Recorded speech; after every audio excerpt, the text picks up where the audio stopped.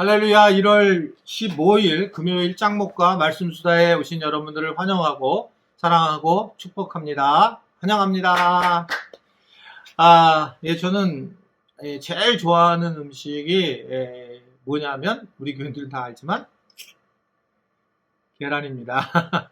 지금도 아침에 계란 2알씩 늘 먹고 있고, 계란은 늘 제가 좋아하는 그런 식품입니다. 그래서 우리 교인들 중에 얼마 전에도 우리 그 어떤 권사님 가정이 식사를 한 달, 2달 전에 대접을 해주실 때, 보통 음식점에서 대접을 해주셨는데, 고깃집에서 우리 목회자들 전체를.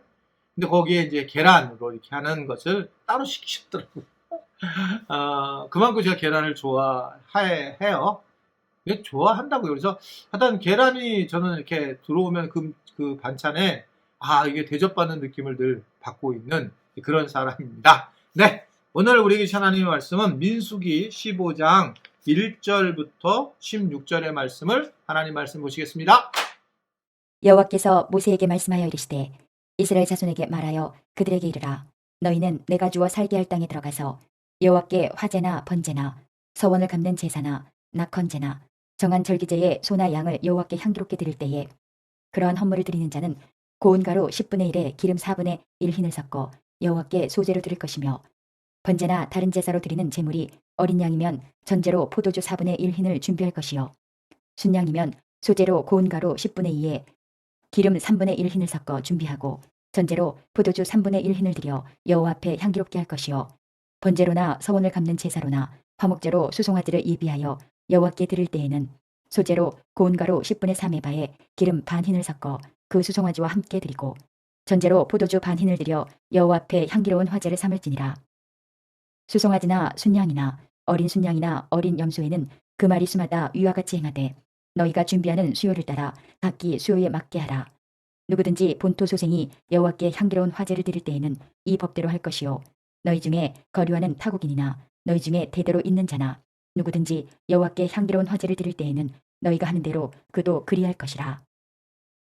회중 곧 너희에게나 거류하는 타국인에게나 같은 율례이니 너희의 대대로 영원한 율례라. 너희가 어떠한 대로 타국인도 여호와 앞에 그러하리라. 너희에게나 너희 중에 거류하는 타국인에게나 같은 법도 같은 규례이니라. 네, 오늘 말씀을 보면 결국 하나님께서 이제 이스라엘 백성들이 어떻게 살아야 할지에 대한 이제 말씀을 전하게 되는 것을 오늘 볼 수가 있습니다. 이스라엘 자손에게 오늘 이 2절의 말씀을 보면 그들에게 이러라 하면서 이 모세에게 얘기를 하는데, 너희는 내가 주요 살게 할 땅에 들어가서 그러면서 절기제로 하나님께 향기로움을 드릴 때에 헌물을 드리면서 11조를 함께 드리게 되고, 그리고 여러 가지 드리는 제사의 방식들을 쭉 설명하고 있는 것을 볼 수 있습니다. 지금까지 하나님께서 이스라엘 백성들에 대해서 여러 가지 갈등을 하고 그들이 또한 범죄를 저지르면서 하나님이 또 그들 치리를 하기도 하고 또 복을 주기도 하고 이런 어떤 굉장한 많은 일들을 겪게 됐죠.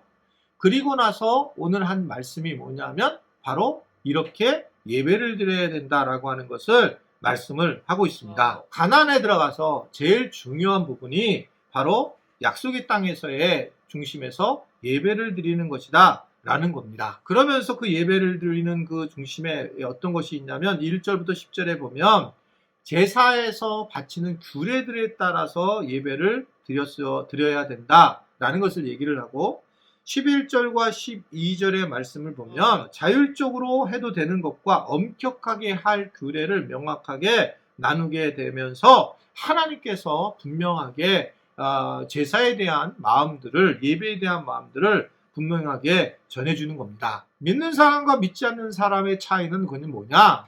결국 드러나는 현상은 예배라고 하는 것을 얘기하는 겁니다. 하나님에 대한 예배. 그러니까 출애굽을 할 때에도 그 바로에게 모세가 가서 한 말이 뭐예요? 내가 이 백성들을 데리고 가서 하나님이 광야의 땅에 가서 예배를 드리기를 원하신다 라는 것으로 이스라엘 백성들을 이끌게 됐고, 실질적으로 그들이 이제 예배를 드리러 나오면서 여러 제물들을, 송아지나 이런 제물들을 가지고 나오는 그런 모습들을 볼 수가 있고, 그리고 금은 보석들을 가져다가 그걸 바치면서 제사를 드리는, 예배를 드리는 모습들을 우리는 알 수가 있습니다. 결국 예배가 삶의 중심이 되는 겁니다.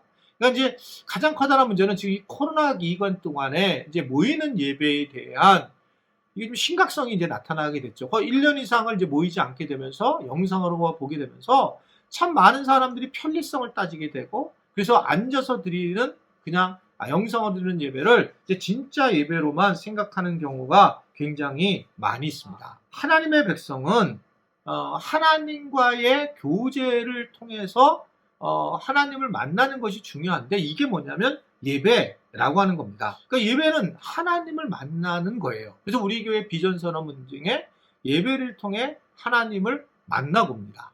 목사님 설교를 잘하는 거, 목사님이 어떤 모습을 보는 거, 이게 예배가 아니고 하나님을 만나는 겁니다. 그러니까 저도 설교를 하는 과정 중에서 저에 대한 표현을 하고 있지만, 저희가 만난 하나님을 우리 교인들이 만나기를 원하는 방식으로 제가 말씀을 생각하고 전할 때가 많이 있어요. 그런데 내 말씀이 그 모양이냐고요? 그럼 어쩔 수 없고 내 실력이, 내 능력이 그것밖에 안 되고, 어떻든 간에 제 마음에는 항상 하나님을, 내가 만난 하나님을 이렇게 전하는 거기 때문에 어떤 지식적인 거하고는 전혀 달라요. 제가 대학원에서 강의를 했었잖아요. 정말 신나더라고요. 그거는 기도도 별로 안 줘도 돼요. 그러니까 그냥 지식적인 것을 전하기 때문에, 그러니까 얼마나 지식적인 것에 대해서 이들이 막 흥분하게 되면 그냥 좋은 거고, 그거로 끝마치는데, 성경은 지식적인 것이 맨 처음 성경 지식 모를 때나 그러지, 사실은 지식적인 것이 아니라 하나님의 영을 전하는 거잖아요. 그래서 하나님과 친밀성을 갖게 되는 건데, 그게 예배를 통해서 나타나는 거니까 쉽지가 않습니다. 그러나 이 예배는 하나님의 영을 경험하는 거고, 하나님을 경험하는 것은 매우 중요한 거다. 출애굽 1세대들은 그때 그들은 결국 하나님과의 관계를 실패하면서 광야에서 죽게 되게 됩니다. 그런데 이 출애굽 2세대와 3세대에게 하나님이 원하시는 것은 예배였다는 거죠. 그러니까 예배를 통해서 다시 하나님과를 관계를 회복을 하고, 예배를 통해서 하나님과의 관계에서 성공적으로 가야 되는 것이 매우 중요하다라는 겁니다. 그런데 이 예배는 어떤 거냐? 오늘 말씀 보면 균형성과 어떻게 보면 자율성이 함께 이루어진 부분이다라는 겁니다. 이 예배라고 하는 것을 딱 어떻게 해서든 이 규격화시켜서 가는 것도 중요하다는 겁니다. 그래서 예배가 삶이다라고 얘기해서 삶으로 살아가서 자율성을 가지고 예배를 드리는 것도 필요한 일이지만, 그러나 예배라고 하는 틀 안에서 예배를 드리는 것도 매우 중요하다는 것을 오늘 우리에게 전해주고 있습니다. 그러니까 예배가 삶으로 살아가는 것도 예배예요. 우리가 모여서 드리는 것도 예배다. 이게 이제 오늘 하나님께서 우리에게 분명한 어떤 규례를 정해주시면서 예배를 그 안에서 나를 만나야 된다라고 하는 것들을 오늘 우리에게 전해주고 있습니다. 어떤 분은 돈이 없어서 교회를 못 나고 예배를 못 드린다는 분도 계세요. 그건 참 안타까운 일이고, 그래서는 정말 안 되는 일이죠. 그러니까 이제 예배 안에 이제 제가 헌금을 이제 우리가 전에는 이렇게 들어오면서 드렸다가 다시 직접 드렸다가 지금 이제 또 들어오면서 드리게 됩니다. 현실적으로 정말 솔직하게 얘기를 하면 이 헌금을 바구니를 돌리는 거와 그리고 들어와서 헌금하는 분은 배 이상 차이가 나요. 주일 헌금이요. 11조 헌금은 차이가 나지 않는데. 그러니까 참 그게 사실은 저의 어떤 걱정거리고, 그리고 제가 리더십으로 잘못하고 있는 건 아닌가라는 솔직히 고민이 있어요. 그러니까 그냥 일반적으로 얘기할 수 있죠. 그냥 예배, 목사님 멋있어요. 그 헌금을 갖다 안 돌리는 거 맞습니다. 저도 지금 전혀, 그래서 우리 교회가 재정으로 어려운 이런 것도 아니니까 그렇게 할 수 있지만, 예배라고 하는 틀에서 하나님 앞에 제물을 드리는 오늘 이 과정들이 성경에 나오잖아. 이것이 매우 중요한데, 예배를 드리러 나왔는데 예를 들면 제물이 없이 예배를 드리는 것, 그리고 그러한 내가 그걸 너무나 자유롭게 주는 것, 이 또한 문제라는 거죠. 그래서 어떻게 보면 그 예물을 드리는 시간이 있는 것은 정말 중요한 거예요. 이것이 현대하고 안 맞고, 또 교회가 너무 돈을 밝히다 보니까 이게 밝히는 문제 때문에 어려움이 있었지만, 예배 안에서의 이 제물을 드리는 것은 아주 맞는 얘기입니다. 여러분, 예배를 드리면서 제물을 안 하는 것은 정말 잘못된 거예요. 그러니까 이번에 이제 예를 들면 신년 우리가 말씀을 듣잖아요. 신년에 이번에 지휘회를 제가 하잖아요. 그때 사실 헌금을 하셔야 돼요, 본래는요. 그러니까 때마다 예전에 어른들이 한 이유가 그러한 예배할 때에 예배 올 때 왜냐하면 재물을 가지고 없기 때문에 그렇습니다. 없는 분들은 뭐 할 필요는 없지만 그러나 그런 마음으로 예배 때 헌금을 하는 것은 너무나 많은 크리스찬들 특히 우리 앞에 있는 선배 크리스찬들이 너무 잘 만들어 놓은 전통이에요. 근데 그거를 억지로 하지 마세요. 그리고 난 신년 집회 하려고 때 헌금 때문에 안 해. 그렇게 하지 말고 저는 이제 신년 집회 같은 경우도 부흥회도 하루 정도는 헌금을 하기를 원하는 마음을 있었죠. 그래서 마지막 날 헌금을 하고 그래서 우리가 감사 헌금을 통해서 하나님 앞에 영광을 돌리는 것, 감사한 마음 표현하는 것은 어떤 예배의 중요한 부분이라고 하는 것을 오늘 우리에게 전해주고 있습니다. 예배가 매우 중요하다.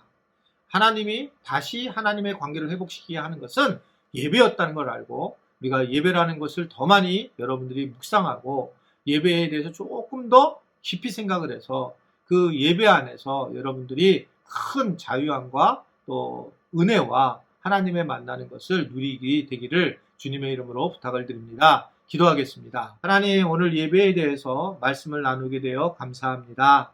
말씀을 듣는 자들이 하나님의 음성으로 잘 듣게 하시고 하나님 무엇보다도 예배자로 하나님과 깊어지는 관계가 되도록 도와주시고 인도하여 주옵소서. 예수님의 이름으로 기도드리옵나이다. 아멘.